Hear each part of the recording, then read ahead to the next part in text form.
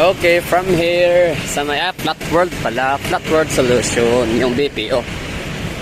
Ngayon, nakalito kasi Flat World, Teleperformance, tsaka yung yung Icor, no? Parang nakalito ba? Basta nalilito ko dyan sa tatlo na yan. Anyway, so from here sa may Buhangin Road, galing na nga tayo ng sumakay ng bus sa may Golden Valley ba yun na bus stop na aircon na ang ganda, no? Talagang komportable, 30 pesos, sulit yun. Tapos Family Mart, yan, nakapag-vlog tayo sa Family Mart. Natingnan talaga natin for the first time ever, napasok natin yung lugar, yung kanilang establishment. Kung ano nga ba hitsura sa loob, anong meron, no? Ano mga binibenta nila. So yun pala siya, parang more on, parang competitor siya talaga ng mga Alpha Mart, mga mini stop, tsaka 7-Eleven na din, no? Ang pinagkaiba nga lang nila sa 7-Eleven, ang 7-Eleven is more on, mga, ang daming mga shelf nila sa loob, talagang sinusulit, no? Occupy talaga yung spaces para gawing tindahan talaga siya. So ang itong Family Mart ay siya, more on siya, para siyang maliit lang din siya na pagkainan, no? Dining area. So coffee maker din sila, no? Bestseller Realized Coffee. So parang na-curious tayo dyan. So next, balik natin sa Family Mart. Subukan nating tikman yung kanilang ipinagmamalaki, no? At ipiniflex nila na bestseller nila na coffee sa Family Mart. Tapos syempre tingnan na rin natin, no? Tikman ang lasa. I-review na rin natin yung kanilang mga chicken. Baka special nga masyado, no? Baka walang sinabi yung yung mga Alpha Mart, yung mga 7-Eleven, or yung mga mini stop ng mga pagkain nila. Pero ngayon, dito tayo ngayon, naglalakad tayo papuntang parang gusto kong tahakin itong tulay or tatawid. Tingnan natin kasi pupunta ko ng basta somewhere, no? Yan naman talaga ginagawa ko sa buhay, walang direction. Ibig ko sabihin, may mga direction naman kasi nga lang it turned out talaga na ang plano talaga totoo yan, no? Yung plinano natin hindi talaga masusunod-sunod. For example, ngayon dapat punta ko ng SM ng Premier, pero ang nangyari, ayun, di nakadiretso doon kasi dinala ko dito ng Golden Valley bus dito sa may Buhangin Road. So, ayun, nag-iba yung landas natin, nag-iba yung ating destination, nag-iba yung ating ruta. Diba? At nagkaroon tayo ng panibagong vlog idea. Okay.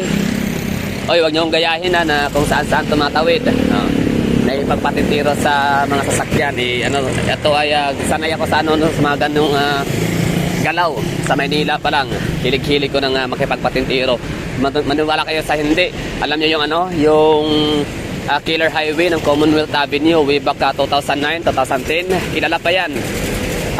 Killer Highway pa rin talaga yan dati pa, no? Ngayon hindi na masyado dahil nga sa pinapatupad ng mga speed limits. Mas maraming mga nadadagdag na mga rules and regulations, no? Ng mga safety protocols sa Commonwealth Avenue. Pero dati, ko yan, tinatawid ko yan, partida, hindi pa ako sanay sa Manila, fresh from, pa ako noon, Bicol, from Davao to Bicol, gano'n, no? Talagang tinawid ko yan. So, sanay na ako sa mga ganyang estilo, ganong mga galawan. Pero still, hindi pa rin ako kumukumpiyansa. Tapos pangalawa, hindi lang sa may Commonwealth, Killer Highway ng Commonwealth, maging sa no?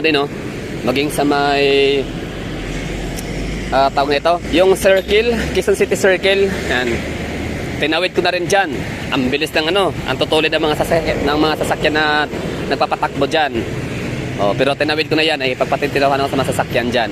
Oo nga pala, shout out mga Davawin nyo na may mga sasakyan dyan na nagmamaniho sa mga hindi taga Davao. Tapos baka may pagkakataon na dadaan kayo dito sa may Buhangin Road, tapos pupunta kayo ng kahit saan, somewhere, no, na direction, mapa GP Laurel o papuntang Dacodao Avenue. Ito palang lugar na to dito, accident prone, pero wala namang naitalayatang namamatay, parang injured lang, gano'n, no? At saka damage sa mga sasakyan. Kasi itong lugar na to, ito ngayon, itong kinatatayuan ko, diba? Teleperformance, Flat World, yan. Flat World. So dito na area, medyo cautious kayo dito kasi itong lugar na to, intersection siya, pababa pa naman siya, bahada. Bahada means padulhog ba? Tapos siyempre, papabilisan ng takbo. Ngayon, mula sa kabilang area na yan, kabilang lane, yung medyo mabagal yung traffic, galing yan sila, Dacodao Avenue, papunta dito. May dyan, pwede yan sila, may mga galing dyan na liliko dito, papasok sa Camellia Homes. Camellia Homes or North Point pala. North Point condominium, no, ng Camellia. Tapos ganoon din no, palabas at papasok. So mula dito merong lalabas diyan, kaya nga ano yan no, hindi siya bawal mag-U-turn. So mula dito sa loob ng Camellia, merong lalabas diyan. Tapos yan, lilipat doon para yon, sasabay sa agos no, sa flow ng mga sasakyan. Tapos same with galing naman doon, tapos dito dadaan yan, iikot. Tapos papasok.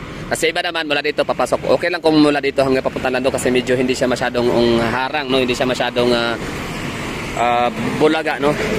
Hindi siya gulatan kasi pag ganyan liko, ayan diretso kagad. Pero dito, yan meron din kabila. Basta delikado to area na to dito. Maraming mga naitalang minor injury no, na mga vehicular accident dito. Wala namang namamatay, hindi man siya fatal pero syempre, di ba? Medyo ano siya, blind siya, di ba? Oh, blind curve or blind junction. Tsaka wala pa namang wala nakalagay na warning, di ba? Warning, dapat may nakalagay na warning, intersection ahead. Sige, bawal. Sige lang, pass lang. Ako'y maglalakad lang. Bali, papakita ko na sa mga viewers natin, no, kung ano meron dito sa lugar. Meron akong nakitang naglalakad. So ngayon, lakad tayo dito. Kaganina. Sundan natin. So, puwera side sweep. Gusto ko itong ganitong adventure. Lakad-lakad. Diba, oh, mabilisan yung takbo dito ng mga sasakyan. Tapos biglang may mag-intersect dyan na, crossing, diba? Junction. Galing sa loob ng Camellia, North Point Camellia Condominium. So, papasok at palabas, maraming dumadaan dyan. Kaya, ingat-ingat, no? Pagdadaan kayo dito sa may Daco Bridge. Diba? Ano yan, no? Blind curve yan. Tapos pababa pa. Tapos wala man lang nakalagay na warning, di ba? Warning signs.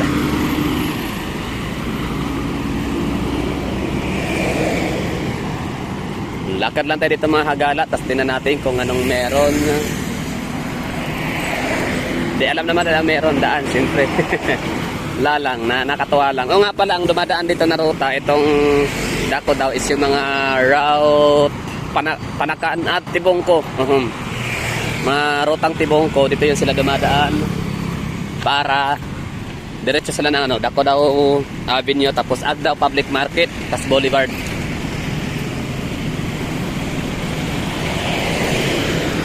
Diba, basta dito sa Davao ha, huwag kayong pakumpiyansa dito na kesyo Sabado, Linggo, walang trabaho, holiday, o kesyo tawag nito, weekend, walang traffic, no? So, hindi pa rin siya dapat na komportable or kampante, no, sa kalsada. Ibig ko sabihin na Filipino time tayo dito for today's video kasi yun na nga, Sabado naman ngayon, tsaka Linggo, wala naman masyadong tao, walang masyadong sasakyan, no? Yun ang pagkakala nyo kasi minsan talaga, gaya nito, hindi to in-expect kanina. Ngayon, pwede na ngayon kasi anong oras na, alas 5:30 na. Pero still, di ba, dapat wala pa rin. Kaya pala yung view natin dito kapag dumadaan kayo dito, sakay kayo ng bus, isa yan. Madalas ko talaga napapansin sa mga napupuna, no? Sa mga sumasakay ng bus na dito dumadaan, talagang napapatingin sila dyan area. Kasi yan yung parang business district ng Davao. Di ba, meron akong na-vlog minsan na ang business district ng Davao is sobrang haba, no? Mula sa may, saan ba? Diyan, JP Laurel. Simula dyan sa Gaisano Mall hanggang sa Alcantara, Ashuela Cove, doon, Dolo, Arcastillo Corner, Daang Maharlika Highway. So, ganun kahaba yung business district sa Davao. Hindi siya literal na business district like Makati Business District, Cebu Business District, Cebu IT Park, or BGC, no? Kundi, kumbaga, tinutukoy ko siya na parang Davao City Business District or Business District Area kasi sa kahabaan ng JP Laurel na yan, diyan talaga matatagpuan ang napakadaming mga super mega malls, super na mega pa, no? Mga malalaking mga malls, mga dambuhala, syempre, tapos mga PPOs, ITs, mga business parks. Kaya yan ang masasabi ko na business district area ng Davao City. Okay, so ano bang gagawin natin dito ngayon? Wala, naglakad lang tayo tapos dito ulit ako, babaybayin ulit natin to dito na area. Hindi ko pa to nagawa dati, ngayon pa lang, no, for the first time ever. Wala lang, lakad-lakad na tayo dito mga hagala. Ganda dito sa dako daw kasi no, itong area na to. Lakad-lakad lang. O, ito mga jeep naman dito na umaakyat. Ito yung rutang papuntang Buhangin. Ayan, sige, akyat kayo. Tapos dati tumatambay ako dito sa ano, sa park na to. Ngayon parang bawal na ito sa tambayan kasi ginagawa siyang parang barracks no ng ating mga magigiting, masisipag at mababait ng mga kapulisan sa Davao. Pero pwede pa rin naman siguro kasi park naman to para sa lahat no. Just in case napagod kayo, nainitan, kunyari gusto nyong sumilong, gusto nyong magpalamig, ay pwede kayo dito pumasok. Paalam lang kayo siguro. Siyempre, huwag kayong matakot na huwag kayong magalit or ma-offend na sitahi. I mean, hindi naman siguro sitahi no. Hindi naman sita talawag diyan, parang i-interrogate ng very light lang din naman no. Taga-asa day ka sir. Ganon kasi yung madalas na yung banat ng ating mga pulisya, mga kapulisan. Hindi lang sa Davao, sa buong Pilipinas. Taga-saan ka pala sir? Di ba ganon yun kasi malay natin nagpapanggap ka lang pala na na napapagod, di ba? Nagpapanggap ka lang na naiinitan. Kaya makikisilong ka dyan. Yun pala, meron ka palang hindi magandang motibo. So, siyempre, isa-psycho ka ng mga yan. Yung mga psychologist, yan eh. Yan ang nila, yung trabaho nila, mga gwardiya, mga polis. Basta yung mga authorized personnel, no? Para magbabantay ng ating, ng ating pangkaligtasan lahat. At least in order, mga ganun. So sila yung nasa kanyang trabaho, talagang tatanungin tayo niya, no? Parang isa-psycho ba? Tingnan natin to kung sino kaya to. Sir, pwede makisilong? Sige, pwede naman.